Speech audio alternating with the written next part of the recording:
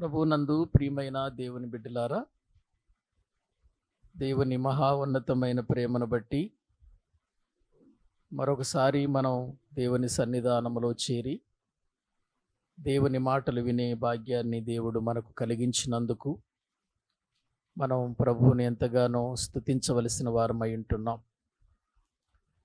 గత కొన్ని దినాల నుండి మనం ప్రతి శనివారము సామెతల గ్రంథ ధ్యానాలను మనము ధ్యానిస్తూ ఉన్నాము. ఈరోజు కూడా మరి కొన్ని సంగతులు మనము దేవుని వాక్యములో నుండి నేర్చుకుందాం. చిన్న ప్రార్థన చేసుకొని దేవుని వాక్యములోనికి వెళదాం. పరిశుద్ధుడవైన మా ప్రియ పరలోకపు తండ్రి, మీ ఘనమైన శ్రేష్టమైన ఉన్నతమైన నామానికి స్తోత్రాలు చెల్లిస్తూ ఉన్నాం. ఈ రాత్రి సమయంలో మరొకసారి మేమందరము కూడా కలిసి నీ వాక్యాన్ని ధ్యానిస్తున్నాము తండ్రి. నీ వాక్యములో ఉన్నటువంటి సంగతులను బహు జాగ్రత్తగా మేము పరిశీలించి తెలుసుకొని జీవించటానికి సహాయము చేయండి. అరణ్యమునకు అలవాటు పడిన అడవి గాడిద వలె కాకుండా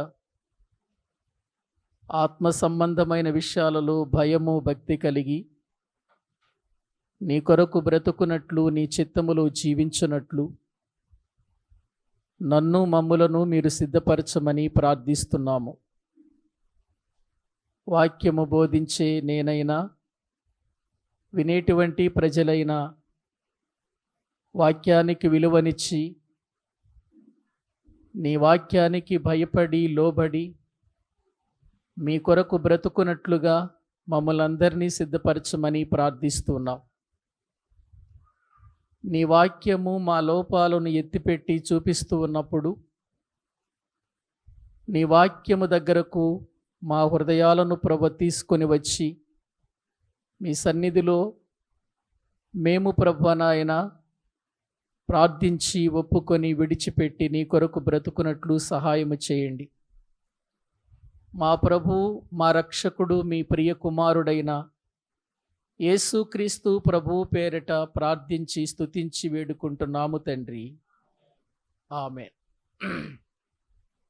ప్రభునందు ప్రియమైన దేవుని బిడ్డలారా, దేవుని వాక్యము చాలా బలమైనది, చాలా విలువైనది.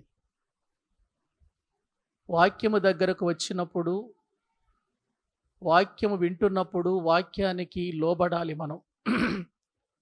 వాక్యానికి లోబడకపోతే చాలా భయంకరమైన పరిస్థితికి మనము లోనైపోతాం. దేవుని నమ్మినటువంటి మనము లోకములో ఉన్నటువంటి ఎవరిని ఏ విధమైనటువంటి రీతిలో ప్రియులారా మనము చూచిన మన బ్రతుకులలో మన పరిస్థితి సరి అయినటువంటి విధానములో లేకపోయినా, మంచి ఆలోచనలతో మనం బ్రతకకపోయినా, మనము పొందే నష్టం అంతా ఇంత కాదని దేవుని వాక్యము మనకు సెలవిస్తుంది. దేవుని జ్ఞానం మనతో మాట్లాడుతున్నప్పుడు, జ్ఞానము మన మధ్యలో ఎందుకు కేకలు వేయుచున్నదో, ఎందుకు ప్రకటించబడుతుందో తెలుసండి. విని వెళ్ళిపోవటానికి కాదండి. విన్న తరువాత మన జీవితాలు జాగ్రత్త పరుచుకోవాలి. మన హృదయాలు నూతనపరచబడాలి. మన హృదయాలు నూతనత్వము చెందకపోతే మాత్రం మనం చాలా భయంకరమైన పరిస్థితికి వెళ్ళిపోతాము అనే విషయాన్ని మరోసారి మీకు జ్ఞాపకం చేస్తూ ఉన్నాను. బైబిల్ గ్రంథములో నుండి మనం సామెతల గ్రంథము 1వ అధ్యాయమును ధ్యానం చేస్తూ ఉన్నాం. దేవుని వాక్యములో నుండి 24, 25 వచనాలు మనము చదువుకుందామండి. సామెతల గ్రంథము 1వ అధ్యాయము 24, 25 వచనాలు మనము చదువుకుందాం. నేను పిలువగా మీరు వినకపోతిరి, నా చేయి చాపగా ఎవరునూ లక్ష్య పెట్టకపోయిరి. నేను చెప్పిన బోధ ఏమియు మీరు వినక త్రోసివేసితిరి. నేను గద్దింపగా లోబడకపోతిరి. చాలండి ప్రియులారా, దేవుడు తన వాక్యము ద్వారా మనకు చెబుతున్న, సెలవిస్తున్నటువంటి ఒక గొప్ప సంగతి ఏంటంటే, జ్ఞానము వీధులలో ప్రకటించబడుతున్నప్పుడు దేవుని వాక్యము వింటూ కూడా ప్రజల జీవితాలలో దేవుని మాట విననొల్లని వారిగా బ్రతుకుచున్నప్పుడు దేవుడు వారిని గూర్చి ఇస్తున్న స్టేట్మెంట్స్ ఏంటో ఇక్కడ వ్రాయబడ్డాయి. ఒకటి, బైబిల్లో మనము చూస్తే వినకపోతిరి. 2, లక్ష్య పెట్టకపోయిరి. 3, త్రోసివేసితిరి. 4, లోబడకపోతిరి. 4 విషయాలన్నీ చూడండి. మనము చదువుకున్నటువంటి 2 వచనాలలో 4 మాటలు ఉన్నాయండి. 1, వినకపోతిరి అని అంటున్నాడు. వినకపోతిరి అంటే, వినకపోతిరి అని అంటే అంతకుముందు వారికి తెలియచేశాడన్నమాట, హెచ్చరిక చేశాడన్నమాట, జాగ్రత్త పడండి అని చెప్పాడన్నమాట, వారిని పిలిచాడన్నమాట. అందుకే నేను పిలువగా మీరేం చేయలేదు, వినకపోతిరి అని అంటున్నాడు. ప్రియులారా, ఇక్కడ దేవుడు పిలిచినప్పుడే మనం వినకపోతే ఇంకా ఎవరు పిలిస్తే వింటాం చెప్పండి? మనం దేవుని పిలుపుకే మనము లోబడకపోతే మనం ఇంకా ఎవరు చెబితే వింటాం? దేవుడు పిలిచాడు, నీ పరిస్థితి బాగుండలేదు, నీ బ్రతుకు బాగుండలేదు, నీ ఆలోచనలు బాగాలేదు, నీ తలంపులు బాగుండలేదు, పైకి భక్తి గల వ్యక్తిగా కనబడుతున్నావు, మంచి వ్యక్తిగా కనబడుతున్నావు, కానీ నీలో పాత ఆలోచనలు పోలేదు, పాత తలంపులు పోలేదు, పాత ఉద్దేశాలు పోలేదు. అక్కడ కింద మనం అదే చూసాం కదా అంతకుముందు వాక్య భాగంలో. వారి తల్లిదండ్రులు వారి పిల్లలకు చెప్పిన మాట ఏంటంటే, పాపులు నిన్ను ప్రేరేపింపగా నువ్వు ఒప్పుకోవద్దు నాయనా. పాపులు ప్రేరేపిస్తారు. వాడి హృదయమే పాపపు హృదయం. వాడు మారినట్టుగా కనబడతాడు, మారినట్టుగా నటిస్తాడు, కానీ హృదయములో ఉన్న పాపాన్ని మాత్రం ఏం చేయడు, తీసివేసుకోడు. నిన్ను ప్రేరేపిస్తారు ఇటువంటి వాళ్ళు. ఆ ప్రేరేపణకు ఏం కావద్దన్నాడు, మీరు ఒప్పుకోవద్దు అని అన్నాడు. ఒప్పుకున్నావా నష్టంలోకి వెళ్ళిపోతావు, జారిపోతావు. ఎందుకంటే నువ్వు వెళ్ళిపోతే, ఆ పాపములో పడిపోతే, ఆ కీడులోనికి వెళ్ళిపోతే, ఆ పాత స్థితికి వెళ్ళిపోతే వచ్చే నష్టమేంటో జ్ఞానమును నేను పంపించి చెప్పాను కదా. జ్ఞానము వీధులలో ఏం చేసింది, కేకలు వేసింది కదా. సంత వీధులలో, పట్టణాలలో ఏం చేసింది? అది ప్రకటన చేసింది కదా. కానీ మీరెందుకు మారలేదు? మీరెందుకు ఆ జ్ఞానానికి లోబడలేదు? ఎందుకు ఆ మాటలకు మీ జీవితాలు అప్పగించలేదు? ప్రమాదం ఉంది అని చెప్పినా మీరేం చేయలేదంటే, నేను పిలిచినప్పుడు ఏం కాలేదు, మీరు వినకపోతిరి అని అంటున్నాడు. ప్రియులారా, దేవుడు ఒక వ్యక్తిని తన వాక్యము ద్వారా పిలుస్తున్నాడు అనంటే ఆయన ఎందుకు పిలుస్తాడో తెలుసా? జాగ్రత్త పరచాలని, పరిశుద్ధపరచాలని, సరైన మార్గాలలో ఉంచాలని దేవుడు పిలుస్తాడండి. ఎందుకంటే ఆయన పిలుపే పరిశుద్ధమైన పిలుపు. ఆయన పిలుపే పరిశుద్ధమైన పిలుపండి. ఒక్కసారి లేఖనాలలో నుండి మనము చూడగలిగితే, తిమోతికి వ్రాసినటువంటి మొదటి పత్రిక చూద్దామండి. బైబిల్ గ్రంథములో నుండి తిమోతికి వ్రాసినటువంటి మొదటి పత్రిక, క్షమించండి, 2వ పత్రిక, మొదటి అధ్యాయం. తిమోతికి వ్రాసిన 2వ పత్రిక మొదటి అధ్యాయం దేవుని వాక్యములో నుండి 9-10 వచనాలు ఒక్కసారి చదవండి ప్రియులారా, చదవండి. మన క్రియలను బట్టి కాక తన స్వకీయ సంకల్పమును బట్టియు అనాది కాలమునని క్రీస్తు యేసునందు మనకు అనుగ్రహింపబడినదియు క్రీస్తు యేసును మన రక్షకుని ప్రత్యక్షత వలన బయలుపరచబడినైన తన కృపను బట్టియు మనలను రక్షించి, ఆ మాటలు మీరు బాగా జ్ఞాపకం పెట్టుకోండి, మనలను రక్షించి పరిశుద్ధమైన పిలుపుతో ఆయన మనలను రక్షించి ఏ పిలుపుతో పిలిచాడండి మనల్ని? పరిశుద్ధమైన పిలుపు. అంటే ఆయన పిలుపులో ఏముంది చెప్పండి? పరిశుద్ధత ఉందండి.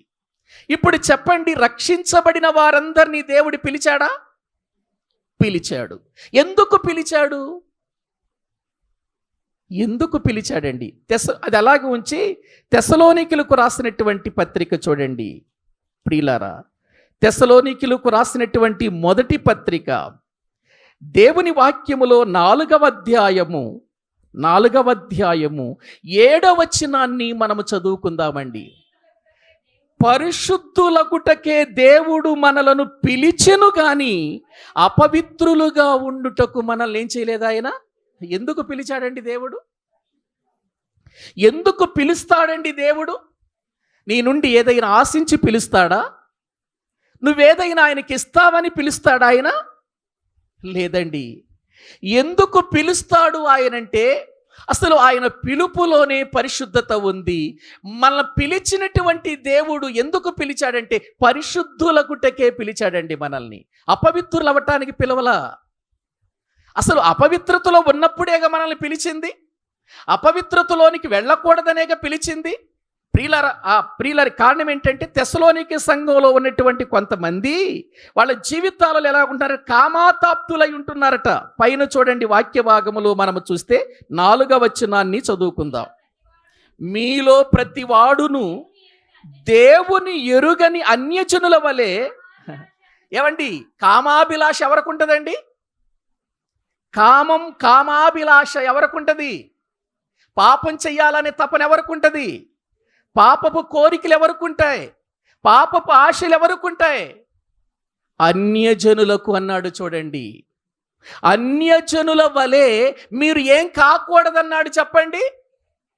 కామాభిలాష యందు కాకన్నాడండి. ప్రియులారా, తెస్సలోనికే సంఘముతో మాట్లాడుతున్న మాటలు ఇవి. సంఘముతో మాట్లాడుతున్న మాటలు ప్రియులారా. సంఘములో ఉన్నటువంటి వ్యక్తులు ప్రియులారా ఏ పిలుపుతో పిలువబడ్డారు చెప్పండి? పరిశుద్ధమైన పిలుపుతో పిలువబడ్డారు. పరిశుద్ధులగుటకే పిలువబడ్డారా? ఇంక దేనికన్నా పిలువబడ్డారా? పరిశుద్ధులగుటకు పిలువబడ్డామండి మనం. కానీ పరిశుద్ధతలో పిలిచినటువంటి దేవుడు, పరిశుద్ధులుగా ఉండటానికి పిలిచినటువంటి దేవుణ్ణి నమ్మిన మనం, ఆయన సంకల్పములో యేసుక్రీస్తు శిలువ మరణము ద్వారా మనం రక్షిస్తే కామ కోరికలు పోయాయా? పాపపు కోరికలు పోయాయి ఇంకా నీకు?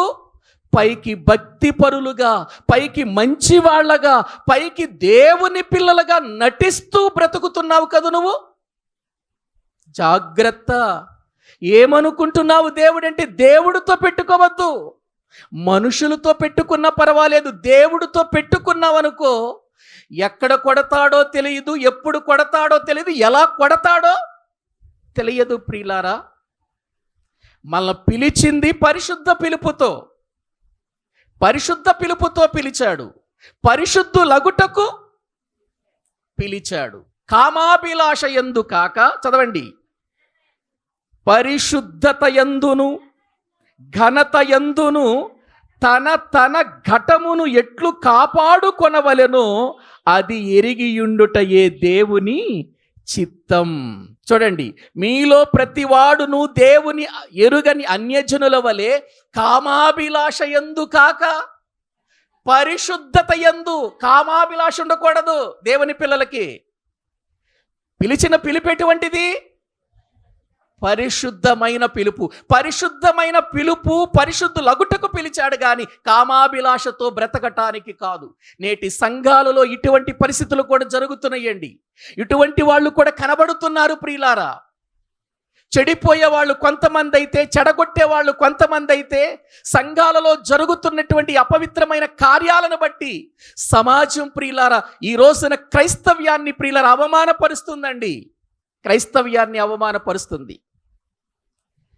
ఎందుకు సమాజం అవమానపరుస్తుందంటే రక్షించబడ్డామని చెప్పుకుంటున్నారు కానీ మానవలసినవి మానలేదు. వాక్యములో మనము చూస్తున్నాం, మీలో ప్రతివాడు దేవుని ఎరుగని అన్యజనుల వలె కామాభిలాష యందు కాక పరిశుద్ధత యందును ఘనత యందును తన తన ఘటమును ఎట్లు కాపాడుకోవాలో ఎరిగి ఉండండి అంటున్నాడు. చూడండి, అదే దేవుని చిత్తం. దేవుని చిత్తం ఏది? తన తన ఘటాన్ని కాపాడుకోవాలి. ఘటం అంటే ఏంటి? ఈ దేహం, ఈ శరీరము కోరికలను పెంచుతుంది, శరీరము కోరికలను రేపుతుంది, శరీరము పాపానికి ప్రియులర మనల్ని దాసులు చేయటానికి ప్రయత్నం చేస్తుంది. అందుకే ఈ శరీరాన్ని నలగగొట్టాలి. మనం ఈ శరీరాన్ని నలగగొట్టాలి ప్రియులారా.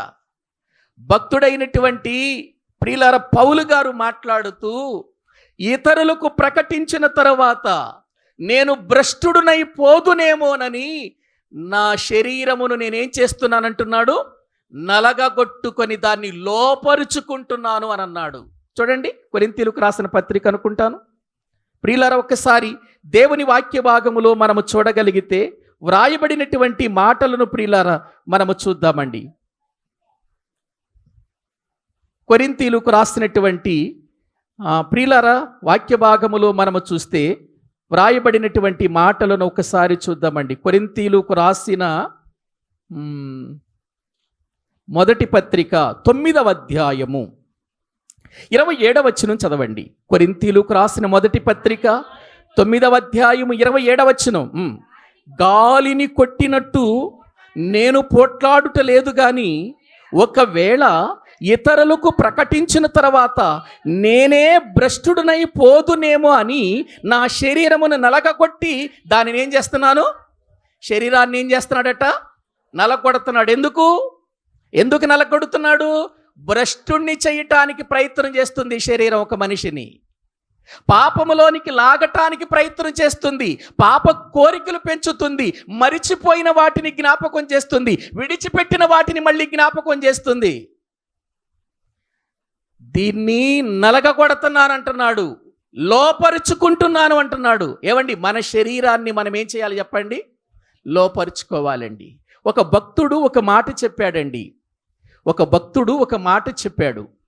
ఒక మనిషి జీవితంలో 13-14 సంవత్సరాల వరకు ఆత్మ చెప్పినట్టుగా వింటాడట మనిషి. 14-15 సంవత్సరాల నుండి శరీరం డ్రైవర్ అయిపోతుందట. అప్పటి వరకు ఆత్మ డ్రైవర్గా ఉన్నటువంటి ఈ దేహానికి 14-15 సంవత్సరాలు వచ్చిన తర్వాత ఈ దేహము ఆత్మ మాట వినదట. ఇప్పుడు శరీరమే ప్రియులర్ అధికారి అయిపోద్దట. అందుకని అక్కడ నుండి మనిషి ఏ కోరికలతో బ్రతుకుతాడు చెప్పండి? శరీర కోరికలు రేపుకుంటాడు, రెచ్చగొట్టుకుంటాడు. రకరకాలైనటువంటి విధానములో ప్రియులార ఆ శరీరకుల కోరికలు తీర్చుకోవటానికి ఒక వయసు ఉండదు, ఒక పద్ధతి ఉండదు ప్రియులార, ఒక వరస ఉండదు, ఒక వావి అనేది ఉండదండి. భ్రష్టుడు, ఆ భ్రష్టుడును కాకుండునట్లు నేను నా శరీరమును ఏం చేస్తున్నాను, నలగగొట్టి దాన్ని, శరీరం ఆగు, ఏం కోరికలను కోరేది? శరీరమా, నీకు భర్త ఉన్నాడు కదా, నీకు భార్య ఉంది కదా, ఏం కోరికలు కోరుతున్నావు నీవు? జాగ్రత్త. అణిచేసుకుంటున్నాడు. తప్పు చెయ్యొద్దు, దేవుడు చూస్తున్నాడు. దేవుడు దెబ్బ కొడితే లేవలేవు నువ్వు. ప్రియులారా, నలగగొట్టుకుంటున్నాడు శరీరంతో. ప్రియులారు చెప్పుకొని శరీరాన్ని నలగొట్టి దాన్ని ఏం చేసుకుంటున్నాడు, లోపరుచుకుంటున్నాడు. కారణం ఏంటి? దేవుడు నన్ను పిలిచిన పిలుపు ఎటువంటిది? పరిశుద్ధమైన పిలుపు. ఎందుకు పిలిచాడు? పరిశుద్ధులుగా ఉండటకే పిలిచాడు. కొంతమంది ఉన్నారట, మూర్ఖులు వినరు. నేను పిలవగా మీరు ఏం చేయలేదు, వినకపోయిరి అన్నాడు. ఏమండి, పరిశుద్ధుల్ని చేసి దేవుడు మనల్ని ఎక్కడ పెట్టాలనుకున్నాడో తెలుసా? ఒక్కసారి హెబ్రీయులకు రాసిన పత్రిక, ప్రియులారా, ఈ పిలుపులో మరొక విషయాన్ని మీకు చెబుతాను. 3వ అధ్యాయము 1వ వచనం చదవండి. హెబ్రీయులకు రాసిన పత్రిక 3వ అధ్యాయము 1వ వచనం. ఇందువలన పరలోక సంబంధమైన పిలుపులో పాలు పొందిన పరిశుద్ధ సహోదరులారా. ఏ పిలుపు? ఏమండి ఏ పిలుపు? పరలోక సంబంధమైన పిలుపు అన్నాడు చూడండి అక్కడ.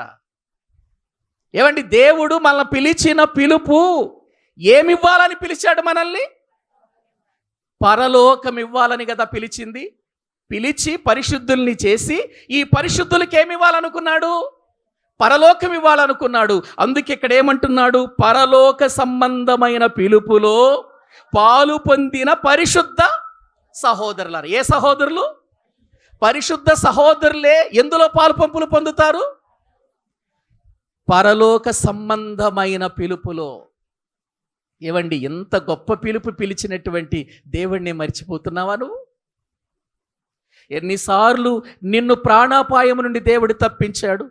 చచ్చిపోతున్న నిన్ను ప్రియులర దేవుడు బ్రతికించాడే. ఎంతోమంది ప్రియులర మన కొరకు ప్రార్థన చేస్తున్నారే. దేవుడు తన కృపను చూపించి తన ఎడల ప్రియులర మన ఎడల తన ఉన్నతమైనటువంటి కృపను చూపించి మన లేవనెత్తుతున్నాడే. నీ ఇష్టం వచ్చినట్లు శరీర కోరికలు తీర్చుకోవటానికా? కాదండి. పరలోకపు పిలుపులో నువ్వు పరిశుద్ధ సహోదరునిగా ఉండి ప్రియులారా ఉన్నతమైన బహుమానం పొందాలనేది ఆ తండ్రి కోరికండి. అందుకే కదండి ఒక్కసారి దైవ గ్రంథంలో చూడండి. ప్రియులారా కొరింథీయులకు రాసినటువంటి ఫిలిప్పీయులకు రాసినటువంటి పత్రిక దేవుని వాక్యాన్ని మనము చూడగలిగితే ప్రియులారా వ్రాయబడినటువంటి మాటలు ఒకసారి మనము చూద్దాం. మూడవ అధ్యాయము బైబిల్ గ్రంథములో 13-14 వచనాలు చదువుకుందాం. సహోదరులారా, నేను ఇదివరకే పట్టుకొని ఉన్నాను అని నేనేం చేయట్లేదు. నేను ఇదివరకే పట్టేసుకున్నాను. నేను ఇక నా జీవితంలో ఎటువంటి ఇదిగో లోక సంబంధమైన కోరికలు రావు. ఇక నేను గెలిచేశాను, నేను విజయం పొందేశాను నేను మాత్రం తలంచుకోవట్లేదు. అయితే ఒకటి చేస్తున్నాను. ఏం చేస్తున్నాడట? వెనుక ఉన్నవి మరిచి. ఏంటి వెనుకున్నవి మరిచిపోవాలా? ఇంకా జ్ఞాపకం పెట్టుకోవాలా? వెనుక ఉన్నవి మరిచిపోవాలి. అవి పాతవి కదా. వెనుక ఉన్నవి మరిచి ముందున్న వాటి కొరకై వేగిరపడుచు క్రీస్తు యేసునందు దేవుని ఉన్నతమైన పిలుపునకు కలుగు.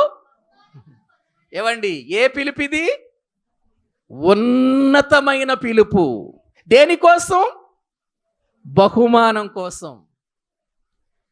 పరలోకపు బహుమానము కోసం నిన్ను పిలిచిన పిలుపు ఎటువంటి పిలుపు?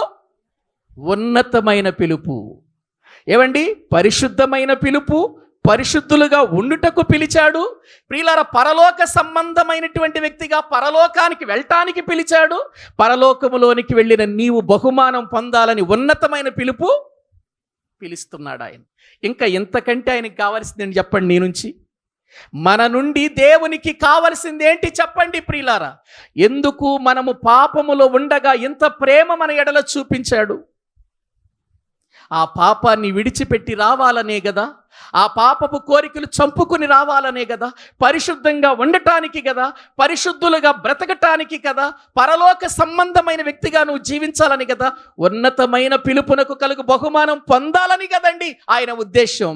ఇటువంటి పిలుపు పిలుస్తుంటే నేను పిలువగా మీరేం చేయలేదు, వినకపోతే నీ ఇష్టం. రేపు ఇక ఎంత ఏడ్చినా ప్రయోజనం ఉండదు. కింద అంటాడు చూడండి వాక్య భాగములో మనము చూస్తే, నేను పిలువగా మీరు వినకపోతిరి. నిజంగా అండి ఆయన ఎంత ప్రేమ కలిగినవాడండి. చెయ్యి కూడా చాపాడట. రెండ్రా నాయన, రాబోయేటువంటి ఉగ్రత మామూలు ఉగ్రత కాదు. ఏడుస్తావు ఆ రోజున. దిక్కుమాలిన పరిస్థితులు పడిపోయి దుఃఖముతో వేదనతో మంచంలో పడిపోతావు నాయన, రా.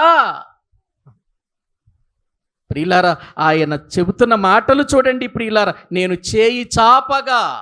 ఏమండి ఈ రోజు వరకు కూడా దేవుని ప్రేమ ఎంత గొప్పదంటే, లోబడనొల్లని ప్రజల వైపు దినమంతయు నా చేతులు ఎవరి వైపు? లోబడనొల్లని వారి వైపు. ఎందుకంటే వాడెక్కడ తొందరపడి వెళ్ళిపోతాడో, నరకానికి జారిపోతాడు. వద్దు ఆ భయంకరమైన వేదన, ఆయనకు తెలుసు. కాబట్టి ప్రియులారా, మరి దేవుని యొక్క సన్నిధానములో నీ యొద్దకు ఇంత వాక్యము వచ్చినా, ఇన్ని మాటలు వింటున్నా, నీ జీవితంలో మార్పు రావటం లేదంటే అసలు ఏమనుకోవాలి నిన్ను?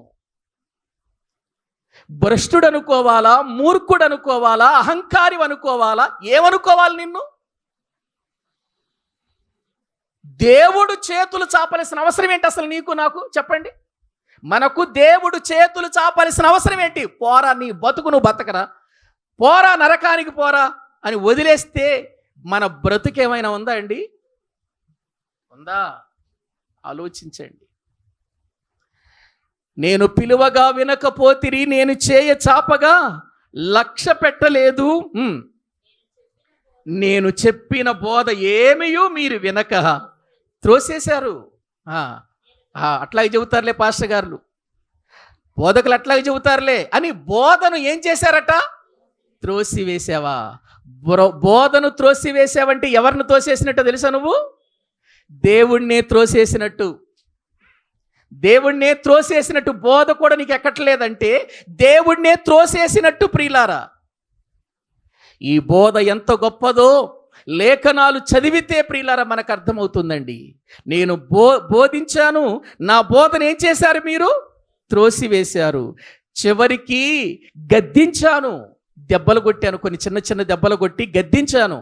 సరి చేసుకుంటావని, బాగుపడతావని, చిన్న చిన్న రోగాలు బాధలు పెట్టి నీ యొక్క జీవితం ఇలాగైనా మారుతుందేమోనని గద్దించాను. అయినా కూడా నువ్వేం కాలేదు, లోబడలేదు. ఇప్పుడు చూడండి వస్తుంది ఇక అపాయం ఎట్లా వస్తుందో చూడండి. ఇప్పుడు దేవుని వాక్య భాగములు ఇప్పుడు ప్రభు ఏమంటున్నాడంటే 26వ వచనం చదవండి. కాబట్టి, ఎందుకంటే నువ్వు లోబడలేదు కదా, నువ్వు వినలేదు కదా, నువ్వు త్రోసివేసావు కదా, నువ్వు లక్ష్య పెట్టలేదు కదా, ఇక చూడిక నీ పరిస్థితి ఎట్లా ఉంటుందో చూడా. కాబట్టి మీకు అపాయము కలుగునప్పుడు నేను నవ్వెదను.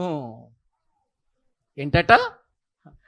అపాయము కలుగునప్పుడు అంటే అపాయం ఎవరు తెచ్చుకున్నారు? మనమే తెచ్చుకున్నాం. జ్ఞానం కేకలేసిన వినలా, దేవుడు పిలిచినా వినలా, దేవుని యొక్క మాటకు మనము లోబడలా, తెచ్చుకున్నాం, అపాయం తెచ్చుకున్నాం. అది ఏ అపాయం రాలేదండి, ఏ అపాయమైనా అవ్వచ్చు. అపాయం అంటే ఏంటి? ప్రమాదం. ఏవండి, ఏ ప్రమాదం అయినా కావచ్చు, అది అపాయము. ప్రియమైన దేవుని పిల్లలారా, ఒక్కసారి ఆలోచించండి.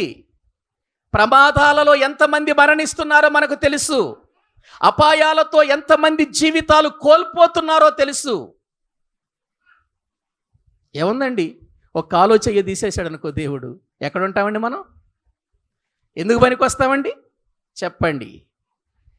ప్రియులారా, దేని కిందో దాని కింద ఒక కాలో చెయ్యో తోసేశాడు అనుకో, ఒక లారీ కిందో దేని కిందో, ఎందుకు పనికి వస్తాను చెప్పండి ప్రియులారా? ఎవరికి ఉపయోగపడతాను చెప్పండి?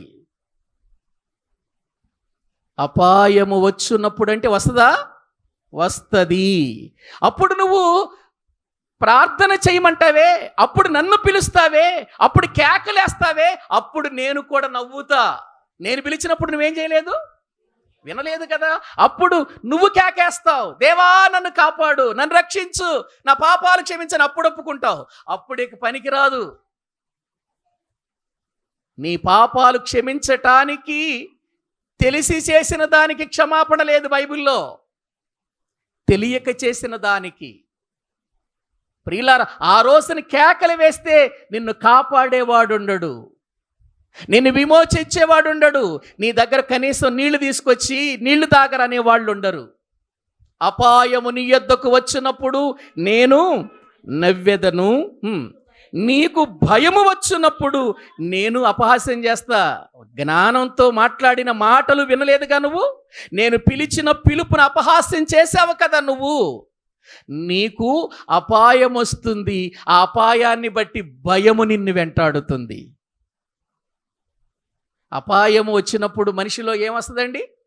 భయం. భయము వెంటాడుతుంది.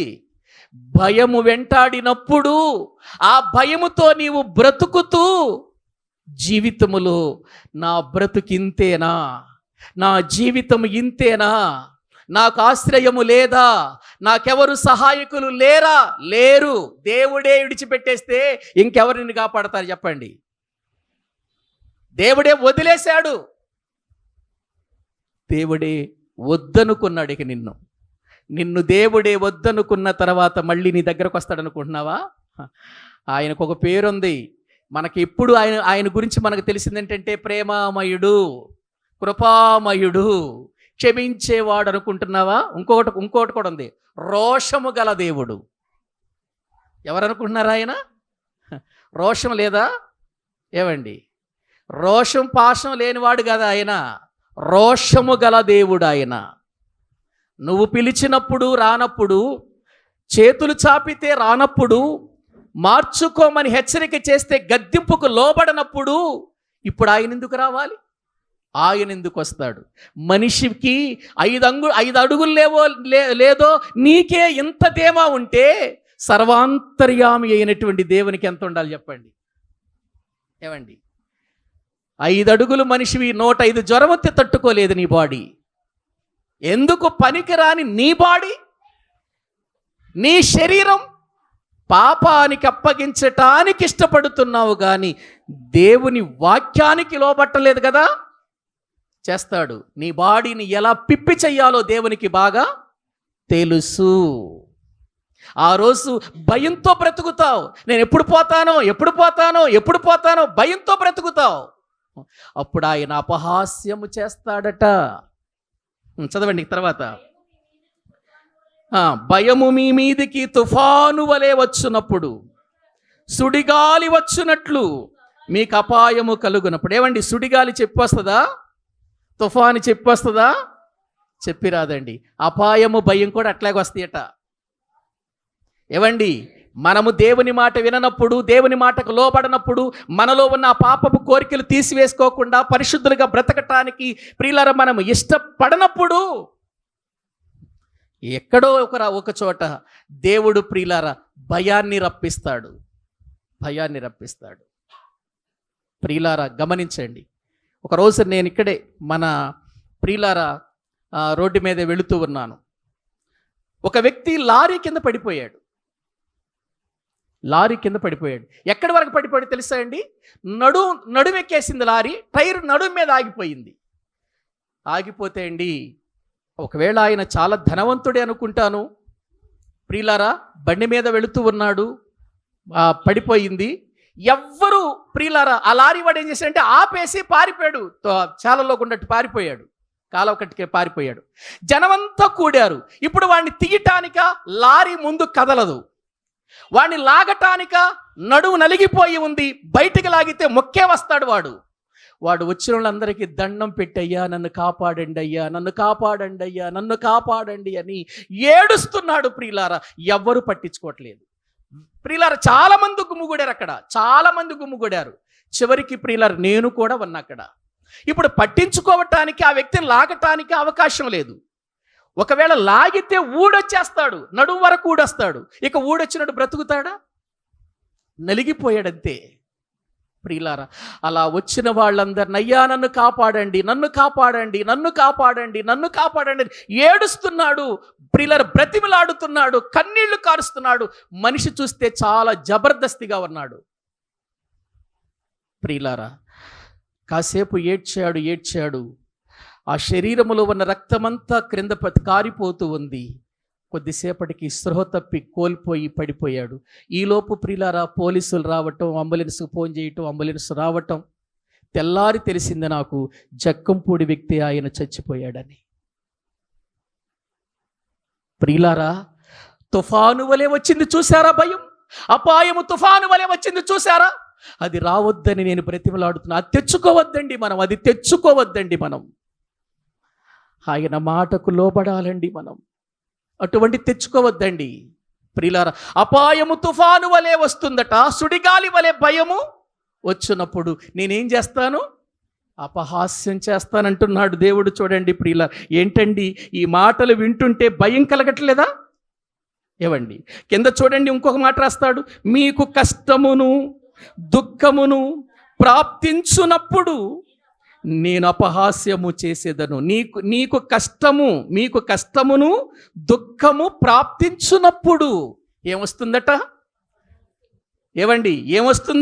కష్టము దుఃఖము. ఒక ప్రక్క అపాయం తుఫాను వలె వస్తుంది, భయము సుడిగాలి వలె వస్తుంది. మరొక ప్రక్క కష్టము దుఃఖం. ప్రాప్తిస్తుంది ప్రియులారా. అప్పుడు దేవా నన్ను కాపాడయ్యా అని నువ్వంటేనట దేవుడు ఏమంటాడట, అపహాస్యం చేస్తా నేను. నా మాటలు అపహాస్యం చేసావు కదా, నన్ను తృణీకరించావు కదా, నన్ను కాదన్నావు కదా. ఆ రోజు నేను చెప్పితే దైవజనుల ద్వారా ఎన్నో మాటలు చెబితే దిద్దుకోలేదు కదా. నీ ఆలోచనలు, నీ తలంపులు, నీ ఉద్దేశాలు మారలేదు కదా. ఇప్పుడు నీ కష్టం వచ్చింది, ఇప్పుడు నీకు దుఃఖం కూడా వచ్చింది. కష్టం వచ్చినప్పుడు వెంటనే ఏమొచ్చేస్తుంది మనిషిలోకి? దుఃఖం, వేదన. ప్రియులారా, ఆ రోజు ప్రభు అంటున్నాడు, నేను అపహాస్యము చేసేదను, అపహాస్యం చేసేదను. ఆ రోజట మొరపెడతారట. మరి మనిషి జీవితంలో బాగున్నప్పుడు మొరపెట్టడు, ఆరోగ్యంగా ఉన్నప్పుడు మొరపెట్టమంటే మొరపెట్టడు. దేవుడు అన్నీ ఉంచి మంచి అవయవాలనిచ్చి, ఆరోగ్యం ఇచ్చి, కుటుంబాన్నిచ్చి, బిడ్డలనిచ్చి, సంతోషంగా బ్రతకండి అని ఆశీర్వాదం ఇచ్చి, ప్రియులార పని చేసుకోవటానికి శక్తినిచ్చి అన్నీ ఇచ్చినప్పుడు ప్రియులారా మనిషి జీవితంలో ఎటువంటి ప్రార్థన ఉండదు, ఎటువంటి పరిస్థితి ఉండదు. కానీ భయము, కష్టము, దుఃఖము ప్రియులారా ఇవన్నీ వరుసగా సంభవించినప్పుడు ప్రియులారా అక్కడ వాక్యములో ఉందండి, 28వ వచనం చదవండి. అప్పుడు వారు నన్ను గూర్చి మొర్రపెట్టెదరు కానీ నేను ప్రత్యుత్తరం ఇవ్వను అని అన్నాడు. ఏమివ్వడట దేవుడు? మొర్రపెట్టిన ఇవ్వడా? ఇవ్వడు. మొర్రపెట్టిన ఎందుకు ఇవ్వడంటే, నువ్వు తెలియని వ్యక్తివి కాదు, దేవుని వాక్యం తెలియని వ్యక్తివి కాదు, నువ్వు వాక్యం వింటున్న వ్యక్తివే, వాక్యము చదువుతున్న వ్యక్తివే, వాక్యములో జీవిస్తున్నటువంటి వ్యక్తివే.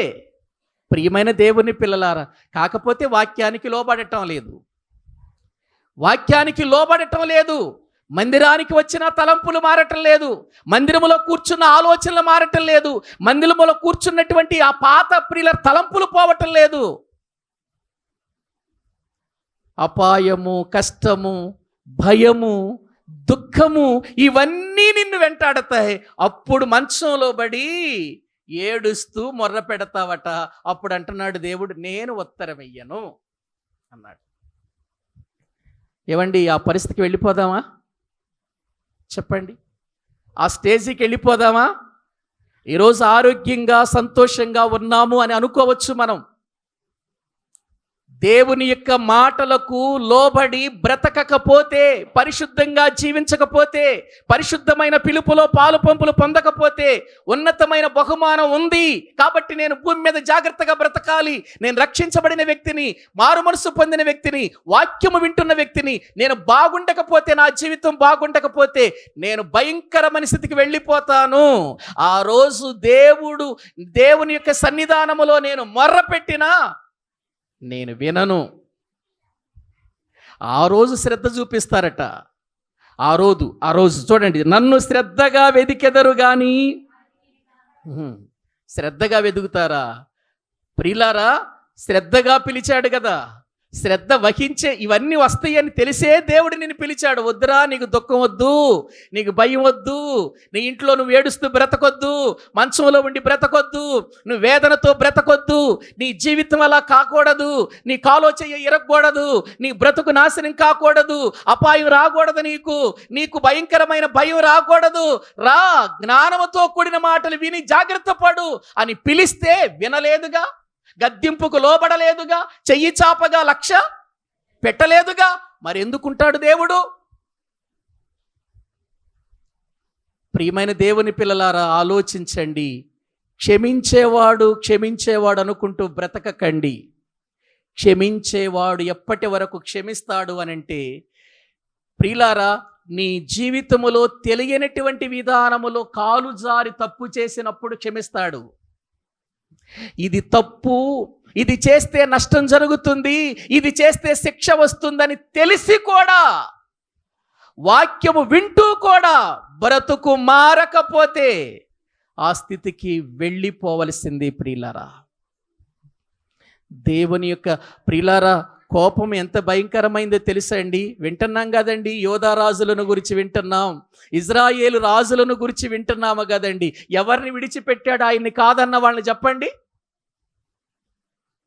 ప్రియులారా, దేవుడు మన ఎడల ఎంత ప్రేమ కలిగి ఉన్నాడో ఆయన మాట వినకపోతే అంతటి రీతిగా మనల్ని ప్రియులారా ఆయన శిక్షిస్తాడని కూడా మనము తెలుసుకోవాలి. అందుకే దేవుని చేతిలో పడుట బహు భయంకరం. ఆలోచిస్తున్నారా? ఇక 29వ వచనం చదవండి. 29వ వచనం, జ్ఞానము వారికి ఏమైపోయింది? అసహ్యమైపోయింది.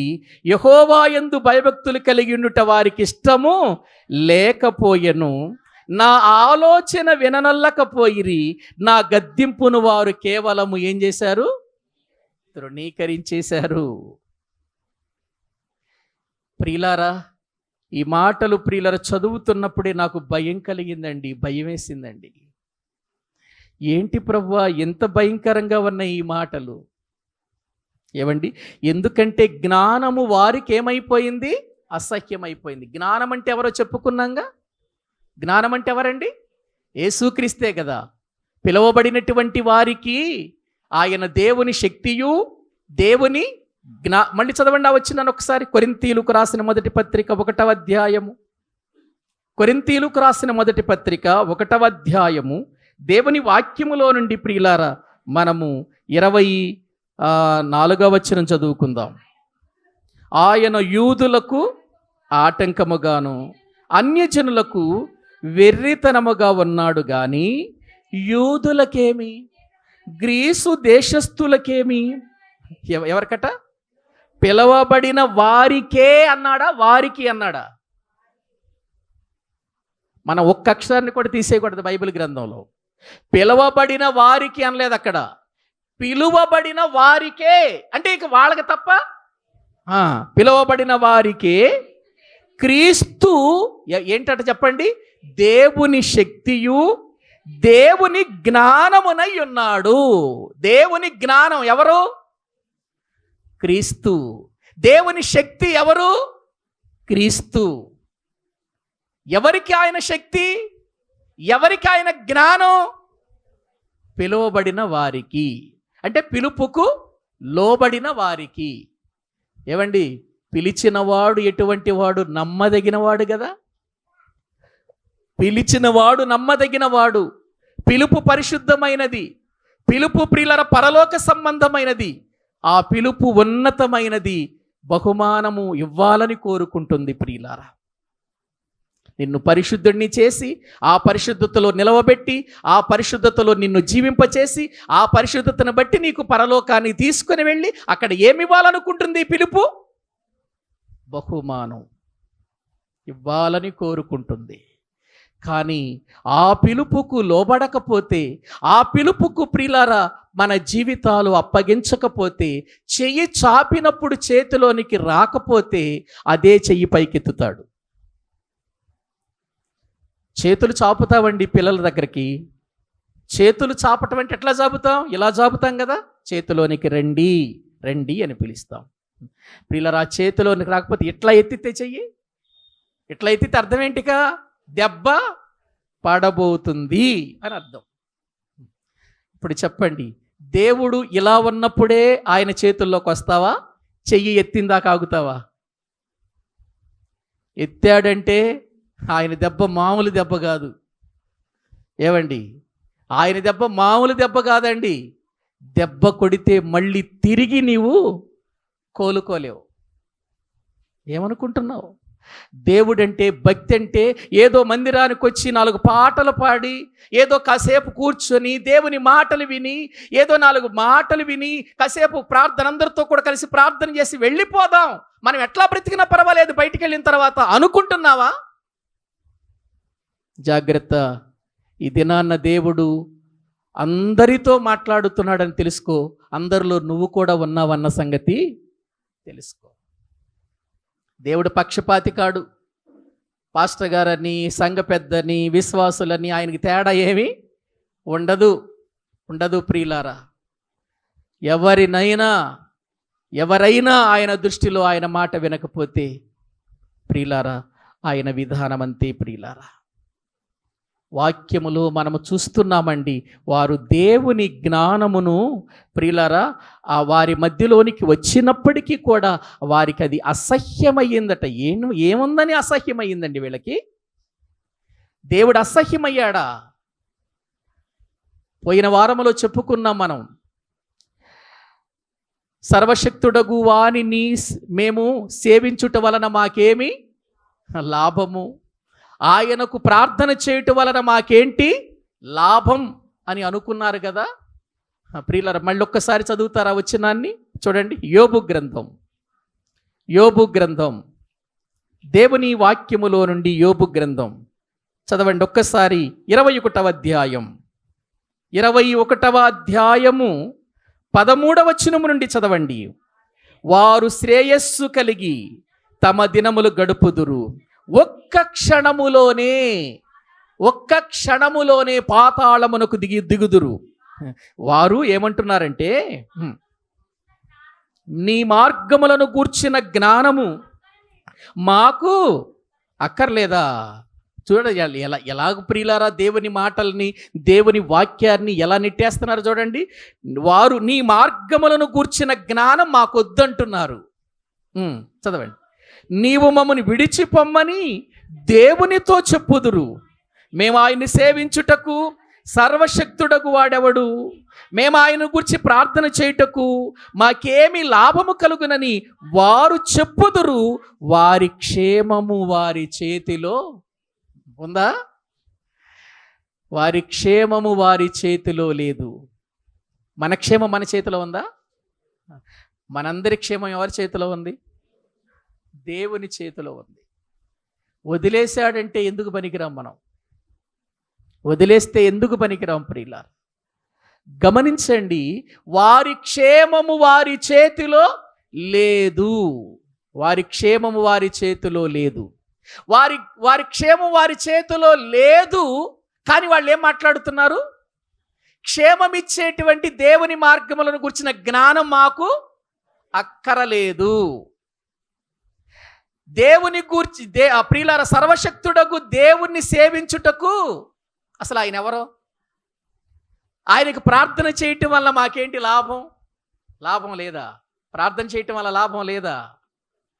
ప్రార్థన చేస్తున్నారు కాబట్టే బ్రతుకుతున్నాం మనం. ప్రపంచములో ఎంతోమంది భక్తులు ప్రార్థన చేస్తున్నారు, వాళ్ళతో పాటు మనం కూడా ప్రార్థన చేస్తున్నాం. అందుకే మనం ఇలా ఉన్నామండి, ఇలా ఉన్నాం. ఆలోచించండి ప్రియులారా, ఎంతగా దేవుడు ఎందుకు కఠినంగా మాట్లాడవలసి వస్తుంది అనంటే, మరి ఆయన్ని ధిక్కరిస్తే వచ్చేది అదే. వారికి జ్ఞానము అసహ్యమైపోయిందట.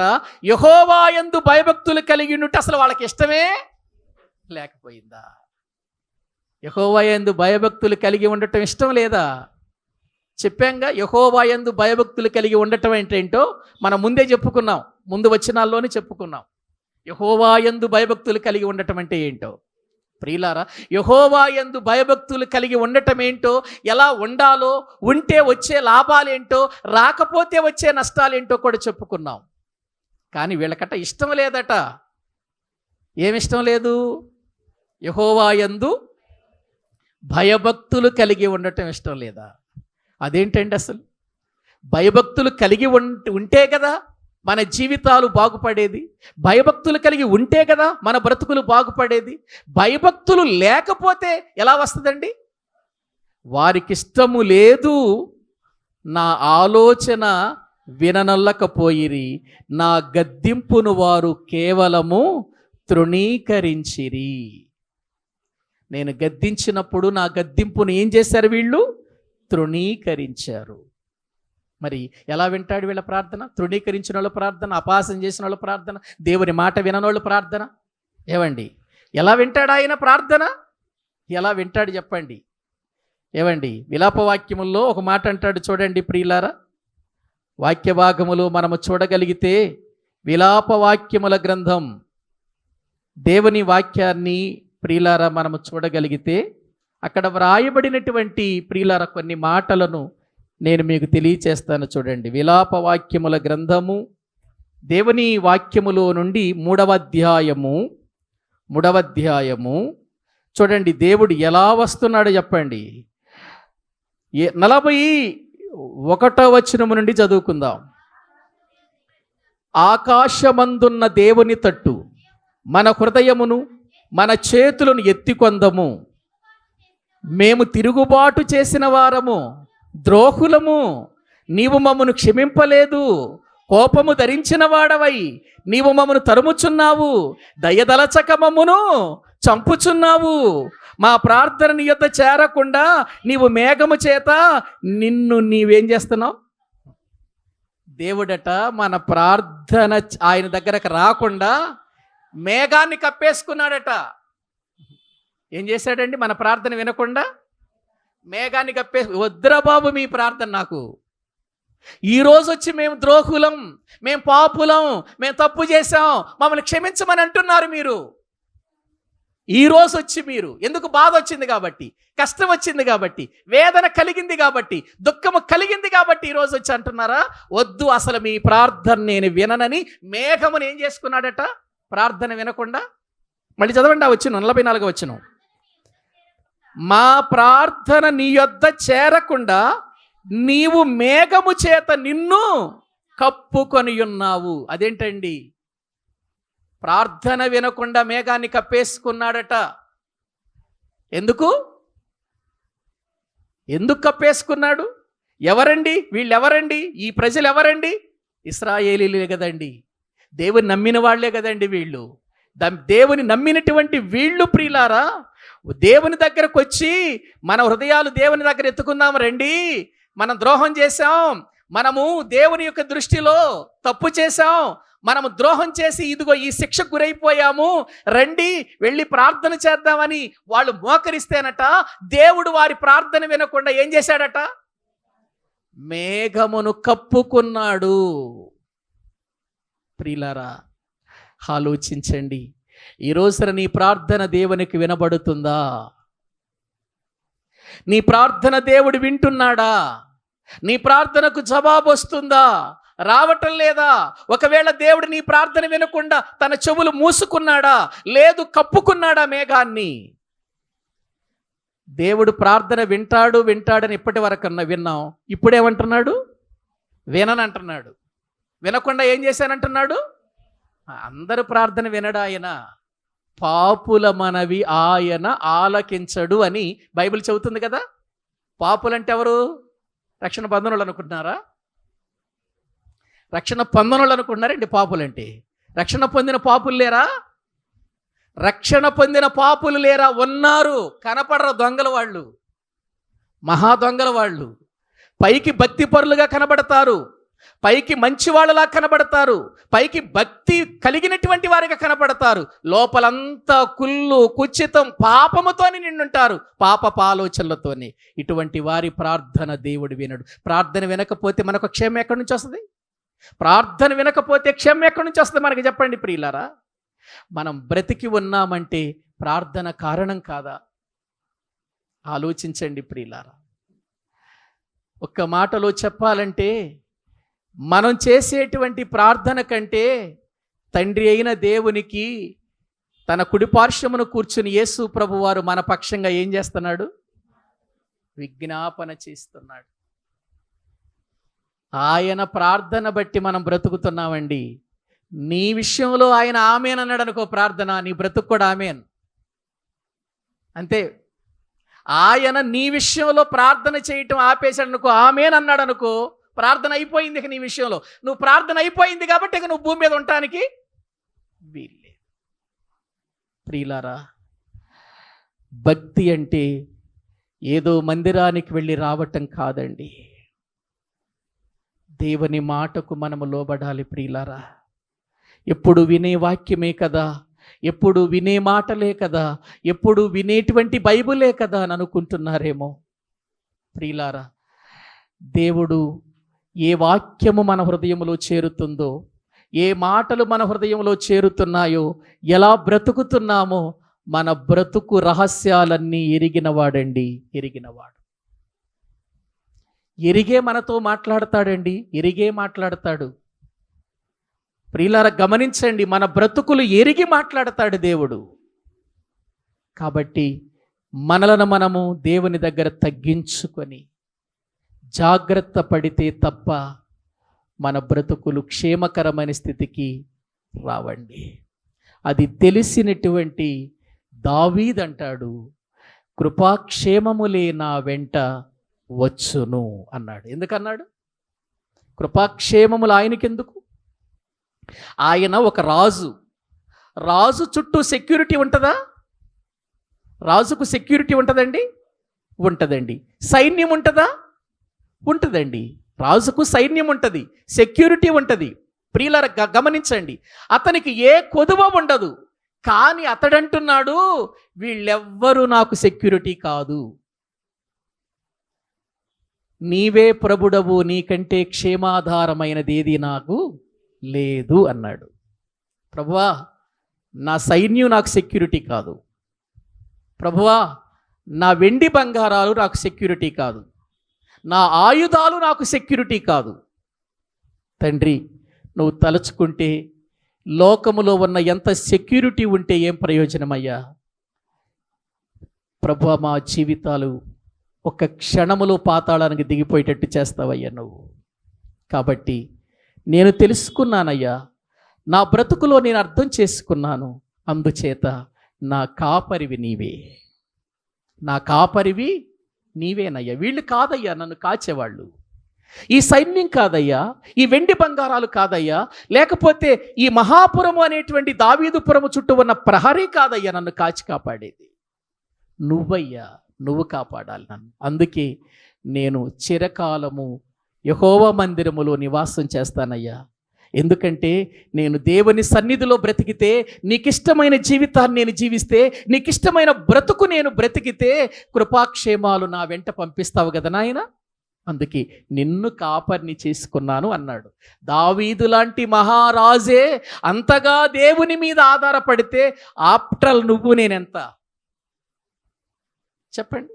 మనందరం ఆప్టలే కదండి. నువ్వు నేను ఎంతండి ఆయన దృష్టిలో? చిన్న నలుసలు అంటోళ్ళమండి మనం. ఫూ అంటే కొట్టుకుపోయే దుమ్ము లాంటి వాళ్ళమండి మనం. అటువంటి మనకు దేవుడు అంటే పడదా? దేవుని వాక్యం అంటే ఎక్కదా? దేవుని మాటకు లోబడవా? దేవుని జ్ఞానాన్ని అపహాస్యం చేస్తావా? దేవుని గద్దింపుకు లోబడవా? చేతులు చాపగా లక్ష్య పెట్టవా? జ్ఞానము వీధులలో కేకలేస్తుంటే మార్చుకోవా బ్రతుకును? ఎలా మార్చాలో, ఎలా పడగొట్టాలో ఆయనకి బాగా తెలుసు. ప్రియులారా, ఆ స్థితికి దిగజారిపోవద్దండి. నేనైనా మీరైనా మనందరం అండి. నేనేమిదో గొప్పవాడిని చెప్పట్లేదండి. మనందరం తెలుసుకోవలసిన విషయం ఏంటంటే ఆయన శిక్షకు బలిపోకూడదండి. మనం ప్రభు కొరకు ప్రాణాలు అర్పించి పరలోకానికైనా వెళ్ళొచ్చేమో కానీ ప్రభు మాట వినకుండా శిక్ష వలన మనం ప్రాణం పోగొట్టుకుని నరకానికి జారిపోయి మన జీవితంలో మేలు పొందలేమండి. అందుకే ఆయన అంటున్నాడు, యెహోవా మీకు దొరుకు కాలమున ఆయనను వెదకండి, ఆయన సమీపమున ఉండగా ఆయనను వేడుకోండి. మీ మొర వినటానికి ఆయన రెడీగా ఉన్నాడు. నువ్వు సరి చేసుకుంటే రెడీగా ఉన్నాడు నిన్ను బాగు చేయటానికి. నీ జీవితాన్ని బాగు చేసుకుని ఆయన మాటకు లోబడితే నిన్ను జాగ్రత్త పరచటానికి రెడీగా ఉన్నాడు. లేదు, ఇంకా మూర్ఖత్వములోనే ఉండి ఆ పాపపు ఆలోచనలతో, పాపపు తలంపుతో, కామాభిలాషతోనే బ్రతుకుతావా? ఏ క్షణాన్ని ఏం జరుగుతుందో తెలియదు. ఆలోచించి మంచి నిర్ణయం తీసుకొని ప్రార్థనలో గడుపుదాం. తలల వంచండి, ప్రార్థన చేసుకుందాం. తలల వంచండి, ప్రార్థన చేసుకుందాం. ప్రియులారా, ఒకనాడు మన మొర విన్న దేవుడు ఈరోజు ఎందుకు వినటలేదు మన మొర? మనలో ఎక్కడో లోపం కనబడుతుంది. ఎక్కడో మన హృదయములో దేవునికి అయిష్టమైన కార్యాలు కనబడుతున్నాయి. ఇది నన్ను ఆలోచించండి ప్రియులారా, పరిశీలన చెయ్యండి. దేవుని వాక్యము బోధిస్తుంది మనకు. ఆయన పిలువగా వినలేదట. ఆ రోజున ఆయన చెయ్యి చాపగా ఆయన యొక్క చేతులను నిర్లక్ష్య పెట్టారట. ఆయన గద్దిస్తే గద్దింపుకు లోబడలేదట. ప్రియులారా, అందుకే ఆయన అంటున్నాడు, అపాయము నీ మీదికి రాబోతుంది, భయము నీ మీదికి రాబోతుంది. అది కూడా మామూలుగా కాదు, చెప్పకుండా సడన్గా తుఫాను వలె, సుడిగాలి వలె నిన్ను వెంటాడబోతుంది. ఆ రోజు కష్టము, భయము నీ మీదకి వచ్చినప్పుడు నువ్వు ఏడుస్తావు, ప్రార్థన చేస్తావట.